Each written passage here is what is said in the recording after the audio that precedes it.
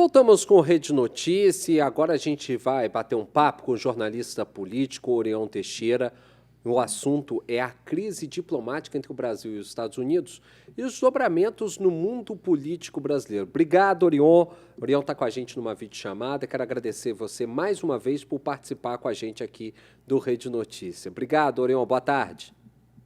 Boa tarde, um prazer estar com você, André, Boa Janaína e todos os tarde. seus ouvintes, agora sem as imagens aí do Rede Notícias. Prazer. Tá certo. Orion, uma das coisas que me chamou muita atenção nesse fim de semana foram algumas colocações feitas pelo deputado licenciado Eduardo Bolsonaro, lá direto dos Estados Unidos, querendo meio que utilizar a mesma estratégia que é utilizada atualmente na Venezuela, de descredibilizar o processo político no Brasil. Ele chegou a falar que os Estados Unidos não iriam reconhecer as próximas eleições no Brasil caso o Bolsonaro não fosse candidato, fazendo uma alusão ao que aconteceu com a Maria Corina Machado no último pleito presidencial na Venezuela. Você acha que deve ser a linha adotada pela família Bolsonaro ao perceber que tudo que foi feito até agora acabou saindo por água abaixo, Orion?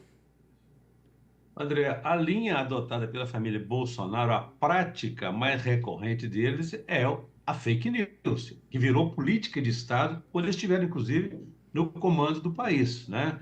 Transformaram a mentira na fake news numa prática recorrente, como diz, de política de Estado para tentar governar, até transformar, quem sabe, a terra em plana. Mas, enfim, a realidade vai se impondo cada vez mais e nós temos aqui aquela expressão que é interessante a gente repetir sempre, que aqui no Brasil tem juiz. É a exemplo que aconteceu lá no norte da França, quando o imperador também tentou ocupar uma região. Então, aqui também tem juiz, temos leis, temos constituição, temos uma república, não uma republiqueta, como estão tentando convencer e transformar uma nação outrora poderosa, outrora séria, outrora democrata, independente como os Estados Unidos, é um país que virou um joguete na mão deles. E a pretexto de salvar o pai de um julgamento, né? De um julgamento de um processo devido e legal, vai sequestrar a economia brasileira na guerra comercial e pedir de resgate a inocência do pai Bolsonaro. Então, isso aí, a cada ação e reação, as instituições democráticas brasileiras terão uma reação forte, contundente, consistente, como a gente tem percebido aqui até agora, e não adianta, assim, você simplesmente suspender vistos de ministros, que isso aí, essa tal bomba atômica que eles iriam soltar contra o Brasil, realmente é um traque e não vai impactar, não vai interferir no processo, na decisão do processo judicial. Tanto é que nesse final de semana, a primeira turma do STF, né, já confirmando maioria ali de 4 votos para confirmar as medidas cautelares adotadas pelo relator da ação penal da tentativa de golpe, Alexandre de Moraes, contra Jair Bolsonaro na última sexta-feira. Pois é, teve esse capítulo, né? Mais um capítulo dessa novela e dessa guerra política, que foi a suspensão dos ministros, que foi celebrada pela família Bolsonaro, né? O final de semana foi sobre isso. Mas também teve a questão da citação da Polícia Federal, né, Orion, que também falou que poderia adentrar aí no caso para poder verificar todas essas informações, né?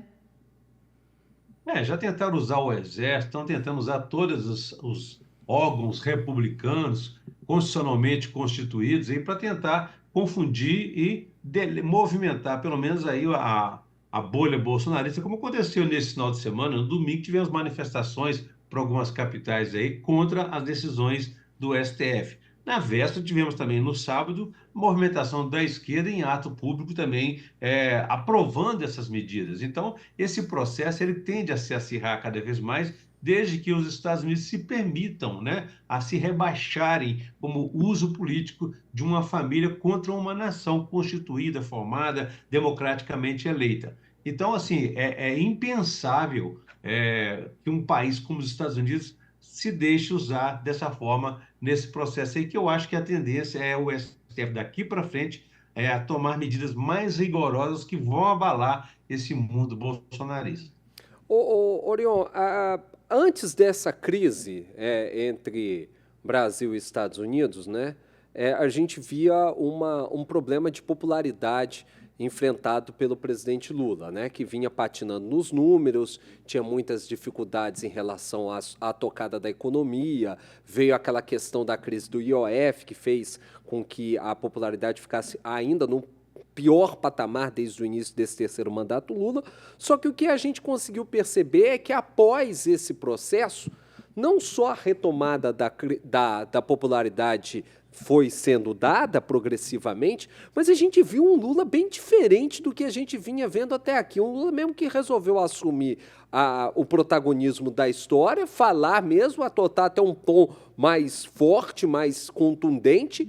Um Lula bem à moda antiga, né? Você acha que deram uma turbinada no Lula aí? O Trump, ao invés de bombardeou o Lula, deu asas ao Lula, jogou, foi E trouxe até pautas do Lula raiz, né? Como eles falavam, né? O Lula de antigamente está trazendo pautas importantes. Ficou meio parecido o Lula raiz, a volta aí, usando o termo que a Jana levantou.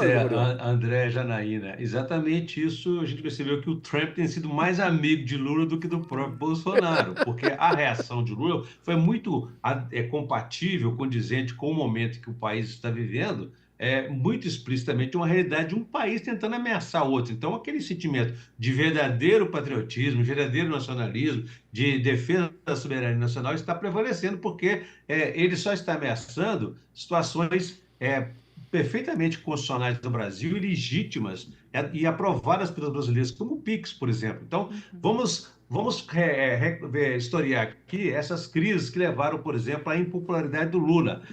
No caso do PIX, disseram que iria taxar o PIX, o que não era verdade. Então, o fake news conseguiu influenciar negativamente a imagem do governo Lula. Logo em seguida veio a história do aumento do IOF. Novamente, o fake news disse que seria aumento de impostos, quando, na verdade, sabíamos que apenas alguns segmentos mais poderosos economicamente, os ricos, seriam taxados com operações comerciais internacionais, investimentos em outros países, e não necessariamente o brasileiro sofreria algum tipo de repercussão, de prejuízo com a aplicação das mudanças no IOF. Agora vem novamente essa crise comercial, essa guerra comercial de um país contra o outro.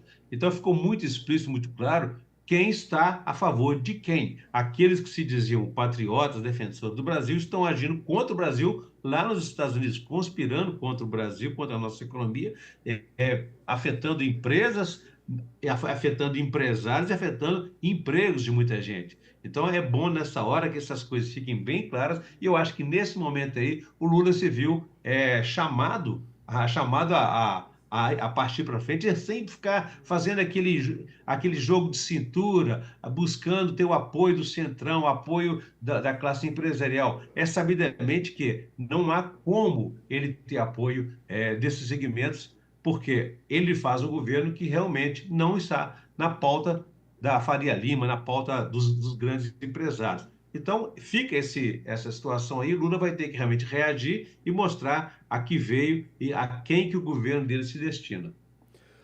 Nós estamos conversando com o jornalista político Orion Teixeira sobre esses desdobramentos aqui no mundo político brasileiro dessa crise diplomática entre Brasil e Estados Unidos. A gente vai para um breve intervalo. Na volta, a gente continua esse papo aqui no Rede Notícia.